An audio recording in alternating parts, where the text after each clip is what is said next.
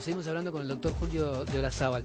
Antes de pasar al tema de la inseguridad en general, durante muchos años se dijo que el proceso de reforma en la justicia era trabado por una cuestión, podemos decir, de la corporación judicial, que había mucha resistencia. En estos momentos da la sensación de que el problema ya no pasa tanto por ahí, sino por la falta de plata, de falta de fondos. Yo no diría tanto que es por así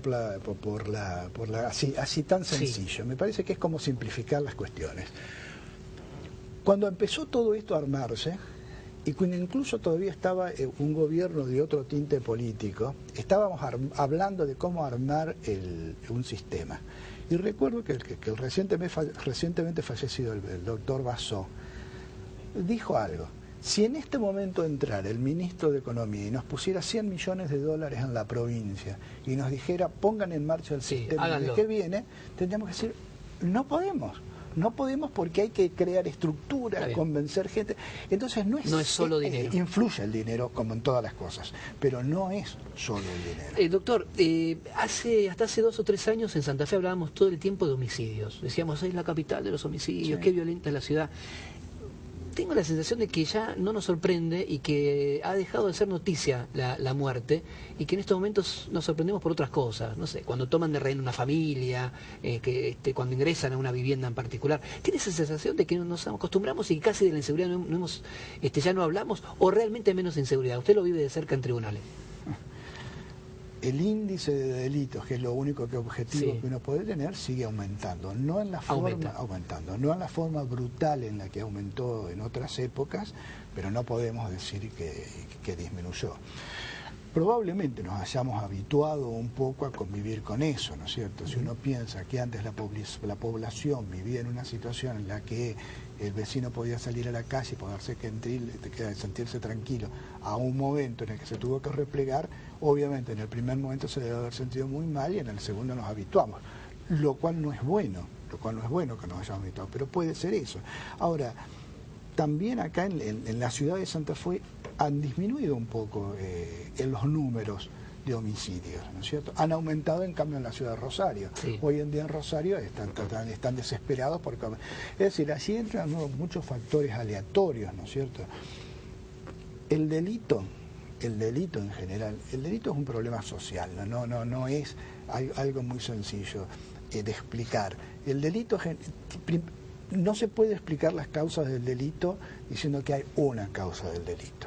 Hay gente que comete delitos por dinero, otros que cometen delitos por amor, por desamor, por odio, por problemas y eso.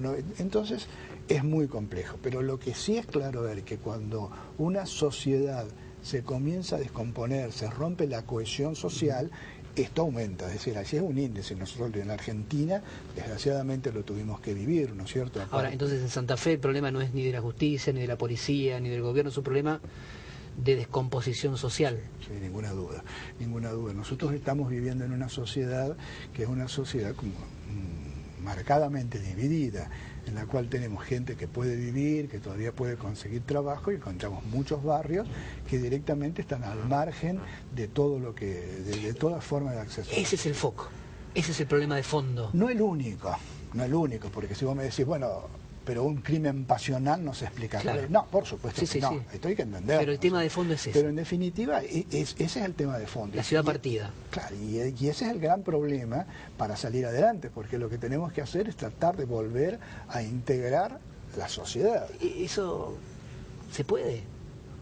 Sí, porque se puede. Sí, se puede. Otros países se puede. Sí, se puede. Tenemos una ciudad de 400.000 habitantes en donde 200.000 están fuera del sistema. Bueno. Se puede. En este país, en un país como Argentina. Y bueno, tenemos que poderlo. Si no, estamos condenados al fracaso. ¿Usted ¿es optimista? ¿Usted cree que se va a poder? Yo creo que sí. Hay que cambiar la concepción, ¿no es cierto? Nosotros vivimos una época, era la década del 90, en la cual la idea era cerrar todos los trabajos, bueno, y eso fue provocando la exclusión. La época en la que viví yo, que era una época de mucho más integración, era distinta a la que se vio después. Ahora, eso puede cambiar. Y bueno, es difícil, pero sí puede cambiar. ¿Aumentar las penas sirve para algo? ¿La gente delinque menos si tiene miedo a estar más tiempo en prisión? A ver, yo te pregunto algo. Pero acá que pregunto soy yo. Pregunta, o sea, el delincuente cuando una persona cuando quiere salir a delinquir no mira el Código Penal para ver cuántos años tiene de prisión. No lo mira. No. Sería un loco. Sale a delinquir. No un abogado. Claro. No abre a ver para decir, a ver, ¿qué está más barato hoy? ¿El homicidio o el robo? Son otras las cosas que lo llevan a determinar. Claro, alguien me puede decir, bueno, pero las penas elevadas. Pero en realidad, el delincuente parte de un supuesto. No voy a ser descubierto.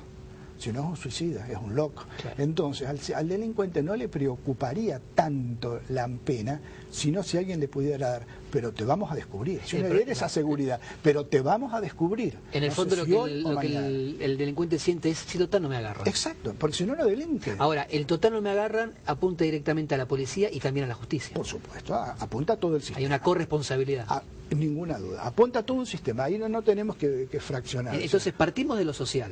Sí. ¿Sí? Pero llegamos indefectiblemente también a las fuerzas de seguridad y a los organismos judiciales. Sí, por supuesto, eso hay que reconocerlo. Nosotros tenemos montado todo un sistema penal destinado a la aplicación del delito, de las penas y al cumplimiento de las penas. Y en ese complejo sistema, ¿no es cierto?, tenemos la policía, la justicia y el servicio penitenciario. Doctor, desde hace unos días se discute mucho en Argentina este proyecto de Aníbal Fernández, del gobierno, tendiente a despenalizar el consumo de marihuana para uso personal, la tenencia para uso personal. ¿Qué opina sobre el tema? Porque mucho se habla de que los delincuentes son más violentos porque hay droga. Primero, ¿esto es un mito? Segundo, ¿le parece bien o mal despenalizar la tenencia para uso personal? A ver, no es un tema que a mí me haya tocado como juez porque ese es un tema federal, ¿no es cierto? Ahora, yo lo que sí puedo decir es lo siguiente. El adicto a una droga es la víctima de un tráfico de drogas. Es una víctima. Si nosotros estamos viendo, salimos de aquí, vamos a la calle y vemos chicos que están tirados, son víctimas de un delito. Entonces, a lo que habría que apuntar es al gran tráfico de delitos. Esa gente, el chico o los muchachos, más tienen que ser objeto de un tratamiento que de una pena. Ahora algo hay que hacer. Claro. A mí me gusta una frase de un autor alemán que hablando de cosas como esta dice, pero algo tiene que suceder. Frente a la comisión de un delito, el Estado no puede dejar de hacer algo. Lo malo en la Argentina es que muchas veces no ocurre nada, y ese es el descrédito. ¿Usted entonces está a favor del hecho de que no se castiga que consume o que tiene marihuana para uso personal? Yo sí. Me voy a poner en abogado del diablo. Sí.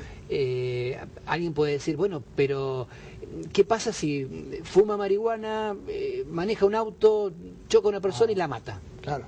O dicen que la marihuana es la puerta de ingreso a las drogas duras.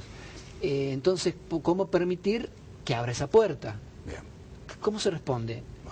A este evitando la existencia de esas puertas. Por ejemplo, el caso, como decís, maneja drogado. Sí. No debe manejar así. Deben establecerse controles de modo tal que no puedan ocurrir.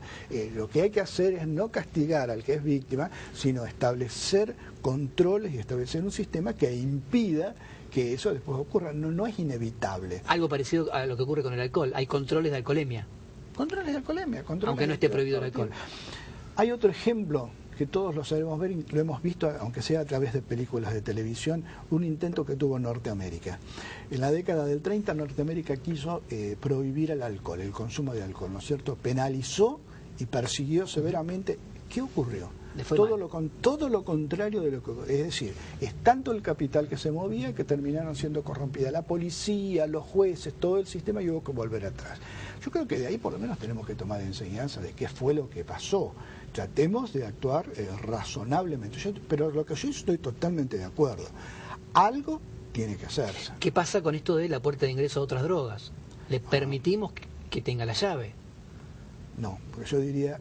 La Argentina tiene que tener un plan serio de combate de la droga. Si la Argentina se ha ido transformando de un país que se decía que era un país de tránsito para la droga a un país de producción de droga, algo es lo que ha ocurrido. ¿Y qué pasa con ese chico enfermo? ¿Dónde lo atienden? No hay dónde atender. Ese es otro problema también. Ese es otro problema. Despenalizamos, pero no le damos ninguna solución. No, eso el Estado no lo puede hacer. Si el Estado dice despenalizamos, bueno, pero entonces tenemos un problema. Será un problema hospitalario, será un problema de atención, lo tiene que atender. Porque si no, de nuevo es otra perversidad. Decirle, bueno, ahora morita en la calle, claro, que alguien te porque mate. sos una víctima, no, morite. No, eso no lo puede hacer. Doctor, nos queda muy poquito tiempo. Hay una discusión bastante fuerte en las últimas semanas, a partir de la muerte del Procurador General de la Corte, doctor Bassó, a quienes dicen no hay que nombrar un procurador. ¿Usted qué opina? No, el procurador tiene que ser nombrado. Tiene que ser nombrado. Sí, tiene que ser nombrado porque lo exige la Constitución. Nosotros en la Argentina vivimos años ignorando la Constitución, no podemos meternos por ese camino. Pero además el procurador cumple ciertas funciones que no las puede cumplir nadie más que el procurador. Por ejemplo, nada menos que estar en el tribunal electoral cuando hay elecciones. Si se desaparece ese cargo no puede funcionar la justicia electoral y esto sería algo gravísimo. Ahora, el procurador debe estar. Lo que sí debe ocurrir es que en algún momento se le debe ir sacando al procurador las funciones de dirección de los fiscales y de los asesores. Y ahora las vamos a tener. Claro. Lo que pasa es que se ha pensado en un proceso paulatino de esto, porque como había que ir ajustando un sistema con el otro, se pensó en un proceso paulatino de disminución hasta que va a llegar un momento en que va a desaparecer el procurador como director de los fiscales y va a quedar exclusivamente como el acusador, el promotor de las acciones que se presentan. Si el procurador sí, con de a poco ir ajustando su es el plan que función. está previsto, es el plan que está actualmente previsto. Bien. Doctor, le agradezco mucho, No, ha sido muy amable por estar aquí. Sí. Doctor Julio de la Zábal es el fiscal general de la provincia, dicho de otra manera va a ser, o es, el jefe de los investigadores, de los acusadores a partir de el momento en que este nuevo sistema ya esté efectivamente en marcha en la provincia de Santa Fe. Nos reencontramos el jueves aquí en Palabra.